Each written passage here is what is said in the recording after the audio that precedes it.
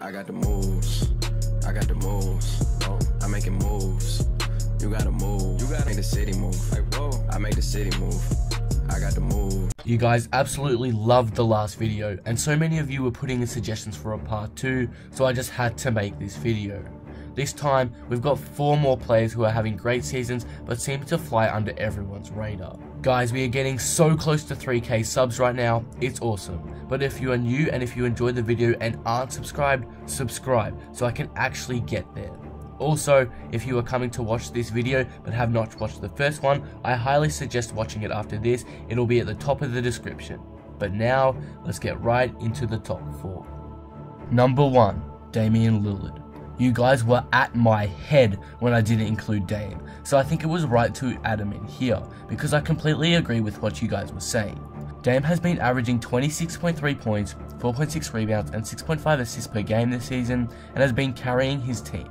He was selected as an all-star this year, but I don't think that's why he's not being noticed. His teammate CJ McCollum has kind of fallen off a bit this year, stats-wise and efficiency-wise. But Lillard has been able to continue to take the reins of the team and lead them to the 5th seed in the West, which is only 2 games behind 3rd. With around 20 games left in the season, there is still plenty of time for Lillard and the Blazers to move up the conference standings. Basically, what I'm trying to say here is that, though people are recognizing Lillard for his outstanding stats, I think the effort he has put into his team this season to get them where they are is amazing and deserves a lot more credit. Number 2, DeMar DeRozan. Again, you guys have been murdering me in the comments section on my videos when I don't mention DeMar, especially if you look at the comments on my top 5 MVP candidate video. But I do have to admit, DeRozan is having a phenomenal season. He's been averaging practically 24 points and 5.2 assists, but there was a stretch throughout December and January where he was going off. He had multiple 40-point performances, 50-point games, triple doubles. It was absolutely insane. And even then, not many people were even taking him into consideration for MVP, which is crazy. I think recently more people are starting to talk about his chances for MVP, but I still think it's not being noticed enough. And take a look at the Toronto Raptors wins. They are 1st in the East and 3rd in the whole NBA, only behind the Warriors and Rockets. Like, come on, that's just insane. No one expected that in September. Watch out for DeMar in the MVP race, because he's doing a lot more than what the stats say. Number 3, Andre Drummond. In the 2015-16 season, Drummond dominated the league with his 16 points and 14 rebounds and made the All-NBA team. Everyone expected him to be a future star, but in 2017, Drummond disappointed us a lot and fell off a bit, only averaging 13 points and 13 rebounds, which is still alright, but clearly not what people were expecting. But this season, Drummond came out on fire and is now averaging 15 points and 15.7 rebounds per game, along with 1.6 blocks. The guy is dominating on the boards. I mean, one time during the season, he got 27 rebounds in 1 game.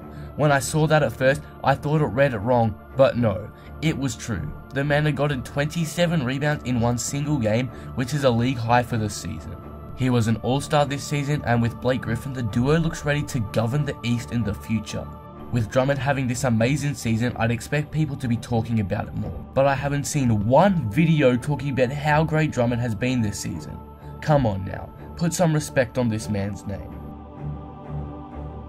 Number 4, Steven Adams.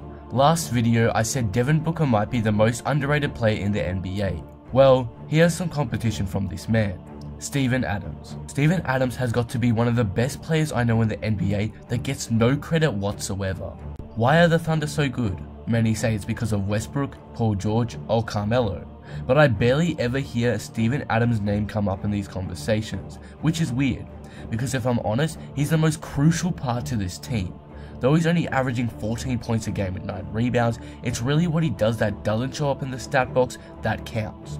He's the one setting all those hard-hitting screens that gets his star teammates like Westbrook open for easy jump shots or layups. He's also one of the best rebounders in the league, if not the best. He's averaging a league-high 5.2 offensive rebounds a game, which is purely incredible. I don't know anyone who can do that except maybe Andre Drummond.